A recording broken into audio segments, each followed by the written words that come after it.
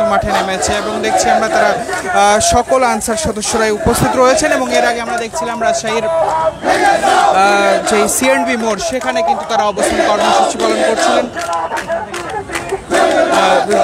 CNB মোড়ে মূলত তারা এই কর্মসূচি পালন করছেন। এরপর আসলে আমরা দেখছি এখানে কিন্তু তাদের যে অবস্থান কর্মসূচি সেটি তারা আসলে শুরু করেছেন। আমরা একটু সরাসরি আপনাদেরকে দেখানোর চেষ্টা করি।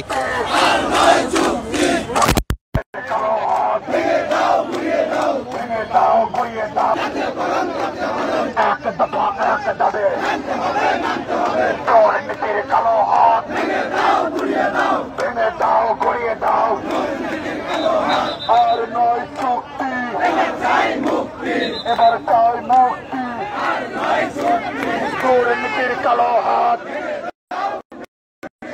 ভেঙে দাও, ঘুরিয়ে দাও, অফিসারদের কালো হাত, সৈনিক কেন রাস্তায়,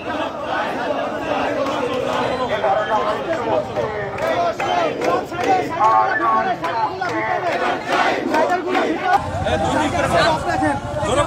আমাদের এক দফায় এক দাবি জাতীয়করণ করতে হবে।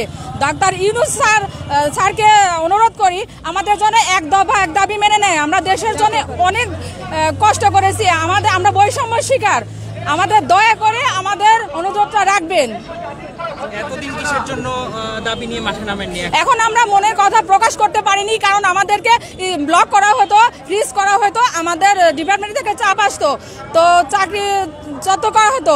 কিন্তু এখন আমরা স্বাধীন বাংলায়, আমরা স্বাধীনভাবে কথা বলতে পারছি, এই বৈষম্যের কোনো ঠাঁই নেই। এজন্য আমরা এখন এক দফা এক দাবি। আমাদের দেওয়ালের সাথে ঠিক গেছে। দর্শক কথা বলছিলাম এবং একটু জানার চেষ্টা করছিলাম। আমরা যদি আরো একটু কথা বলি এবং জানানোর চেষ্টা করি, আপনি একটু বলবেন আসলে কি দাবিতে আজকে কর্মসূচি পালন করছেন? এক দফা এক দাবি মানতে হবে, মানতে হবে। এতদিন কিসের জন্য দাবি নিয়ে মাঠে নামেননি, এখন নামছেন কিসের জন্য? এখন নামছে আপনার চাকরি সরকারি হওয়ার জন্য। আমাদের দাবি এতদিন মানে নাই, যার কারণে আমরা এখন রাজপথে আছি, আমরা রাজপথেই থাকবো। যতক্ষণ আমাদের দাবি মানবে না আমরা রাজপথেই থাকবো।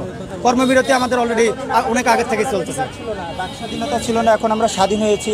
এই জন্য স্বাধীনতা তো অনেক আগেই হয়েছে না, আমাদের কথা বলার অধিকার ছিল না। আমরা যে কিছু ফেসবুকে পোস্ট করব বা এ ধরনের কথা বলার কোনো অধিকার ছিল না। তখন আমাদের আইনের মাধ্যমে যেভাবে হোক চাকরি চলে যেত। এখন এই স্বাধীনতা আমরা পেয়েছি, যে কথা বলার স্বাধীনতা পেয়েছি, এই জন্য আমরা আন্দোলনে আসছি।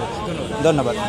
দর্শক কথা বলছিলাম এবং জানানোর চেষ্টা করছিলাম, তারা আসলে যেমনটি বলছেন যে এখন তারা কথা বলার যে স্বাধীনতা সেটি পেয়েছেন এবং তার কারণেই মূলত তাদের যে কর্মসূচি সেটি তারা করছেন এবং তারা আমরা দেখছিলাম সকাল থেকেই তাদের কার্যালয় থেকে বের হয়েছেন এবং তারা এই যে কর্মসূচি সেটি অব্যাহত রেখেছেন এবং আগামীতেও এই কর্মসূচি তারা অব্যাহত রাখার ঘোষণা কিন্তু এখান থেকে দিচ্ছেন। অর্থাৎ যতদিন তাদের দাবি না মেনে নেওয়া হবে ততদিন সড়কের একধারে কিন্তু আসলে তারা অবস্থান নিয়েছেন এবং তারা তাদের দাবি না আদায় হওয়া পর্যন্ত এই যে কর্মসূচি সেটি অব্যাহত রাখার ঘোষণা এখান থেকেই দিচ্ছেন।